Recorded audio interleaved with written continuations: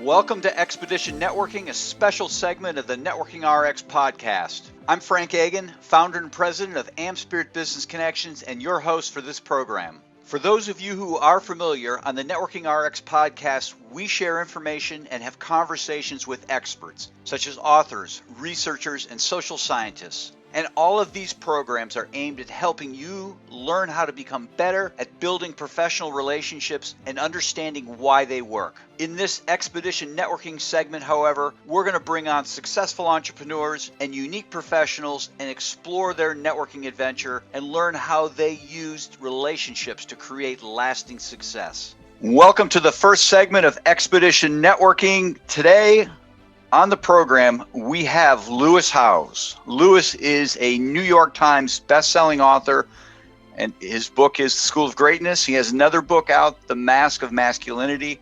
He is a lifestyle entrepreneur, high-performance business coach, and keynote speaker. He's a former professional football player, two-sport All-American in college. He's a current U.S. men's national handball team athlete. He hosts a podcast, a top 100 iTunes ranked podcast, The School of Greatness, and catch this, which has over 300 million downloads and over 1,000 episodes since he launched it in 2013. Lewis was recognized by the White House and President Obama as one of the top 100 entrepreneurs in the country under 30. And then Details Magazine calls him one of the 5 internet gurus that can make you rich. Lewis is a contributing writer for Entrepreneur and has been featured on Ellen, Good Morning America, The Today Show, The New York Times, People, Forbes, Inc., Fast Company, ESPN, Sports Illustrated, Men's Health, and many other media outlets. And I like to say I knew Lewis before he was Lewis. You were always Lewis. But I call him a friend. I know people throw those terms around loosely. We know each other. We wrote a book together. My first book was because of you. I wouldn't be an author without you. I still have about 15 copies up on my bookshelf over here too. Now, do you have the ones where the spine went the wrong way? I don't have that. Those are like limited edition. I know. I tell people that story. If you find one of those, hang on to it. I really appreciate you being on the program. Really, you and I met, I think it was 2008 when you were just getting started on LinkedIn. And I wouldn't be on LinkedIn but for you. Mm-hmm. And you taught me a lot with respect to LinkedIn. And then you took off. I mean, it didn't take off out of town, but you've really done some great things. I mean, the litany of things. I really kind of want you to share with people, what happened along the way. Obviously, I was around. Chris Hawker was around. Mm-hmm. Some other people, but this just didn't happen. This was relationships. Yeah. Well, everything for me. After I was done with my football career, I was only making $250 a week. Anyways, it wasn't like this, money making career. It was a passion that I was pursuing, and I was seeing how far I could take it. I took it as far as I could to the Arena League. Got injured. And then I was like, well, I don't have any backup plan because I didn't really study in school. I never thought I was as an intelligent human being in terms of schoolwork based on my grades and my performance in school. So I always thought I didn't understand a lot of concepts that were from the education system. But what I really loved was just being around people and learning from people. And early on, I had one mentor that suggested I get on LinkedIn. And I said, okay, I respect this person. I'm going to do exactly what he says. And I spent about 6 hours a day on LinkedIn for probably a year and a half, just trying to learn it for myself, meet people, connect with people in Columbus. And I remember at that time thinking, like, I need to also overcome a lot of insecurities that I have. I was very secure in my athleticism, but pretty much everything else in life I was insecure about because I never really tackled it. And I remember salsa dancing. I was living in an apartment above a jazz club in Columbus, Ohio called the Columbus Music Hall that's now been sold and it's transformed into some bar, I think. I don't know if you've been there, but I lived above this music hall for $250 a month was my rent. And every week they would play salsa music downstairs in this kind of jazz club and transform it into this salsa club with dancers would come around. And I remember thinking like, God, I really want to learn this, but I'm terrified. I would go down there every week and watch people dance salsa until finally I started to go all in on this and overcome my fear of salsa dancing. While doing this, I met some interesting people. And one of the men I met, um, he always looked like he was having a great time. He was always dressed very nice. And I remember asking him, like, what do you do for a living? What's your career? And he said, I'm a professional speaker. I go around the country, I speak, and I get paid to speak. I go, really? I go, that would be amazing, but I'm terrified of speaking. I ended up asking him for some advice. We had Starbucks at the Barnes and Noble at Easton Town Center. And I'll never forget, like he's the one who got me into Toastmasters. And he was like, if you want to overcome your fear, you got to join Toastmasters. From that's how I met you. I was in that first week, I was going around to different Toastmasters in Columbus and seeing what types of clubs were quality and which ones were good. It must have been in that first 2 weeks because I went to like 5 different Toastmasters clubs within a couple of weeks. I went to one of the Toastmasters and you were speaking, and I was really inspired by your delivery, your ability to connect, just your passion, your creativity as a speaker. And I remember, I think this is how we met, is like I was stealing food in the back of the room. You weren't stealing, but well, it was free food, but I was like, oh, I'm going to take this. And I was like stuffing it in napkins in my pockets. And I think you came up to me at some point and you're like, what are you doing? And I was like, I don't have any money to get any food. And there's some free bread here. I'm going to take as much as I can. And you were super kind and said, I'll take you out to lunch. And I think we went to a diner right across the street or something. Yeah. And you were a massive influence in my life during that kind of year and a half being in Columbus, trying to figure out what are my skills going to be? How can I get some opportunities? And you were a great mentor in guiding me in public speaking, but also learning about networking and kind of the professional networking world, which I really didn't know about. But I loved people. I loved connecting with people. I just didn't understand, okay, there's this thing called jobs that people have, and there's this thing called businesses. And in order to grow either one of these, career or business, it's really good to have a network. And at the time I was using LinkedIn and trying to figure all these out. So you were really instrumental in teaching me how to build relationships in the offline world, where I was learning the online style of networking, from how to build a profile to how to email people the right way to get them interested in opening the email and replying to you and building a relationship. So I was kind of learning both worlds, this digital world of networking and the real world of networking from you, and experimenting with things, going to meetings, hosting networking events. I started hosting LinkedIn networking events and meeting people and all these things. I kind of like this crash course in networking for a year and a half, from hosting events to doing the online to then us working together and working on a book, the LinkedIn networking book, which you can still get on Amazon if people want to buy one. Linked Working, it's still relevant. Yep. And all that kind of got me kickstarted. So if it wasn't for being broke on my sister's couch and stealing food in the back of a Toastmasters club, we wouldn't be here right now. Well, I appreciate that. I appreciate the accolades, but obviously, you rose well beyond that. You thought bigger. You thought huge, and I was always amazed. Because I remember when that book came out, you're like, "Hey, we got to get this done. I'm going on this tour. You drove to St. Louis." yeah. I was like schlepping books on my shoulder, like taking them, selling them one by one. Yeah. But everywhere you went, you drew a crowd, tapping into that network. And I remember going up to Cleveland with you, and I knew people in Cleveland, and I knew people in Columbus, but you had a hall full of people. And and the power of networking. And at that time, I didn't know how to leverage the audience. I was like, okay, I'm putting these events on. Originally they were free. And I was like, how do I make money from networking? Yeah. And I learned a lot from you, from just like, okay, when you bring people together and you create value for people, it doesn't have to be like you get something out of it, but just bringing people together and being the champion of someone's network is a value in that. And that's when I learned that after these events, I was bringing people together and they started finding job opportunities or doing business together. And I was like, wow, okay, they did it because of the event that I hosted. I wonder if I can charge for this. And so I started to learn how to kind of monetize the networking skills.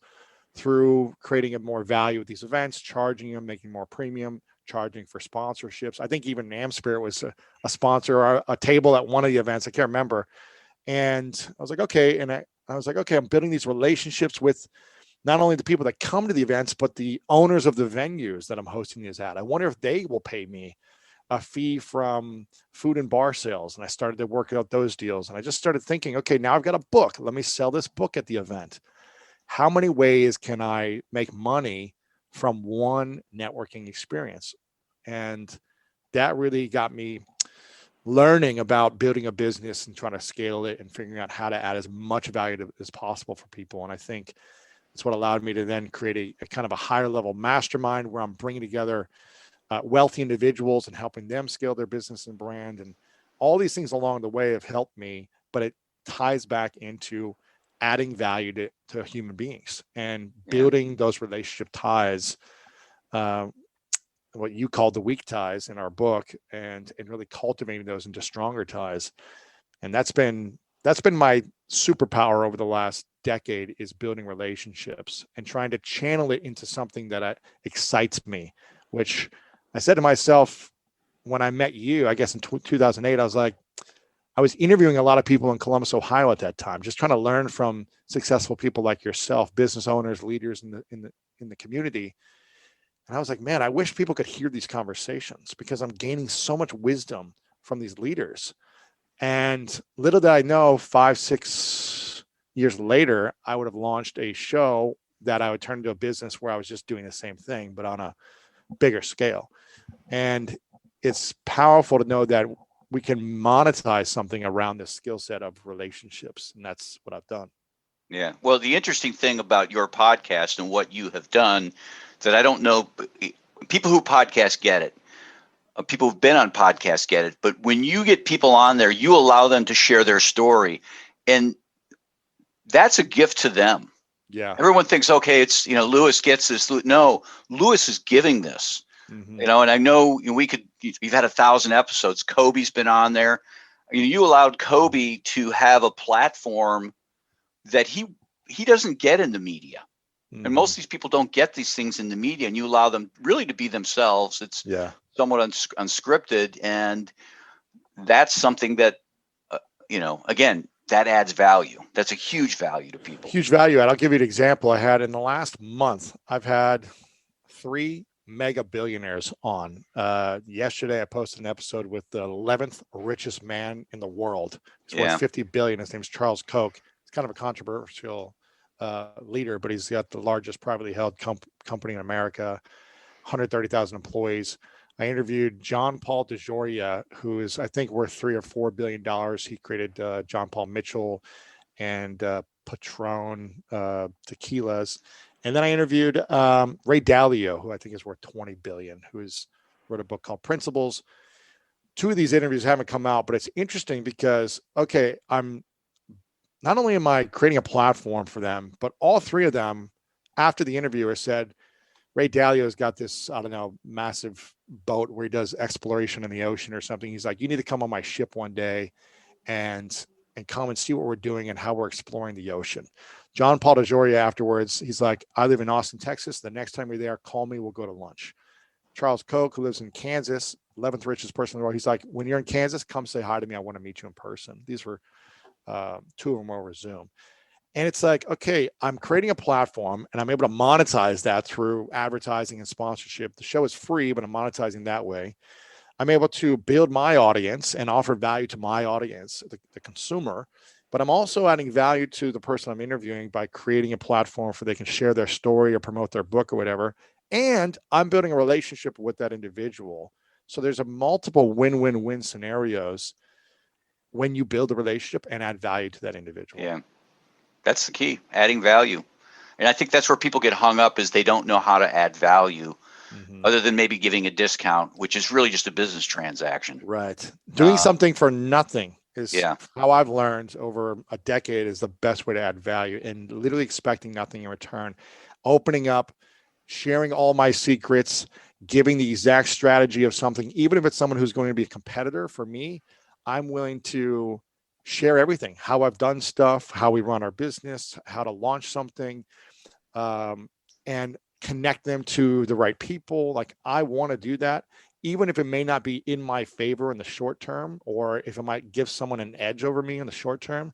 I know that it'll always come back around. It may be a year, 5, 10 years, but it'll always come back to me. At least that's the mentality I've had since the beginning, and it's always worked out. Yeah. Well, I mean, I call it believing in karma, right? I believe in karma. Yeah. Hey, what can I do for you? You know, what do I owe you? It's like, listen, I believe in karma, and, here's what I'm about. If you can try and help me, great. But I believe in karma. I don't keep score, right? We don't, Yeah. I know that about you. Mm-hmm. So you were a professional athlete, played football. Were there other sports you would have played if you could have? I mean, I play with I wish I was I mean, I love basketball. I was probably better at basketball, but I just wasn't taller. Yeah. And so I had to transition and say, well, how could I take this athleticism to another level? And football was that. I didn't start playing football until I was a sophomore in high school. So I really felt like I was behind on learning it. But I play with the USA men's national handball team currently, and it's still a passion of mine, even though I might be at the tail end of my playing days with them, as I'm 37 now, and all the guys are like 23, 24. So it's hard to run a business and be in a relationship and do all these other things while these guys are playing every day in Europe, practicing, and stay competitive in something. But that's something I love, and I just love all sports. Yeah. Yeah. If you could meet one person from history, who would you want to meet?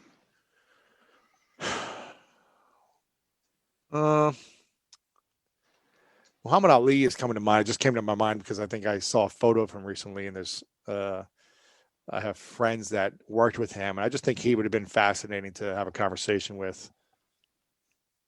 I agree. Yeah, no, I agree. What do you do in your spare time? I know you work a lot, and I know you have in a relationship. Yeah, COVID times. I mean, my spare time has just been focused on service and creating my business and adding value to and building my team. But my spare time is really spending time with my girlfriend and my dog. I used to salsa dance a lot, but there's no salsa dancing. Yeah. I go to movies 3 times a week, but I haven't been in a movie in 8 months. Yeah. So that's kind of my thing, is to go on hikes and work out when I can. But the things I really enjoy, I'm not able to do right now. Yeah. The world's a little off kilter. It's a little off kilter. Exactly. I really appreciate your time, making the time to be on here and being part of this expedition networking I'm kicking off. I was certainly happy to help you all those years ago, and you've always been very gracious to me. So I appreciate it. I think people who are the main listeners of the show. A lot of the entrepreneurs, sales rep professionals that are in the AmSpirit world, small business types. Yeah. I just feel like finding ways. I'll give a few other networking tips that I really use that I think they're not really strategies. They're just ways of being that I think are just work. I am such a believer in FaceTiming people as much as possible and sending video messages. For whatever reason, everyone texts, everyone emails, people call. They do less of it these days, but not many people FaceTime from my experience. Just because it's easier to text or easier to email, and it's less worrisome, I guess. But when you FaceTime someone, you can truly build a deeper relationship and literally just ask them, what is your biggest challenge that you're facing right now? I ask this to everyone, the billionaires I'm interviewing, to whatever athletes. I just ask them, what is your biggest challenge right now? And I ask them, what is missing in your life? Those 2 things, you'll learn a lot about what someone needs. And if you can get on a FaceTime, if you're not at face-to-face right now, and ask these questions and just catch up with people and not ask for anything in return, but ask, what is your biggest challenge and what is missing in your life right now, or missing in your business or career right now? And you figure out how to solve that problem as fast as possible. I'm talking, okay, my biggest challenge is I need a sales rep or whatever. It's I need this, I need that.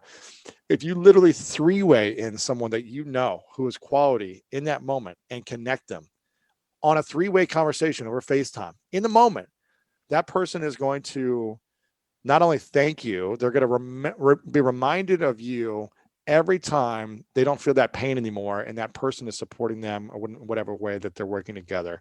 This is something I learned from the networking events that I did, that I would ask everyone who came in the door, I would shake their hand and ask them, what do they do and what's their biggest challenge and what are they really excited about?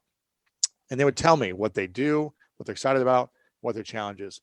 And I would just kind of keep a mental note. And as more people came in, when someone could potentially be someone who could solve that problem, I would literally take their hand, walk them over to the person that I met 10, 20 minutes before and say, this is so-and-so, this is so-and-so, these are your skills, connect. I just tried to do that as much as I could. And that ability to connect people to solving their problems benefited them, and then it benefited me in the long term. So get on FaceTime as much as possible. I really like doing video messages to people because no one gets video messages.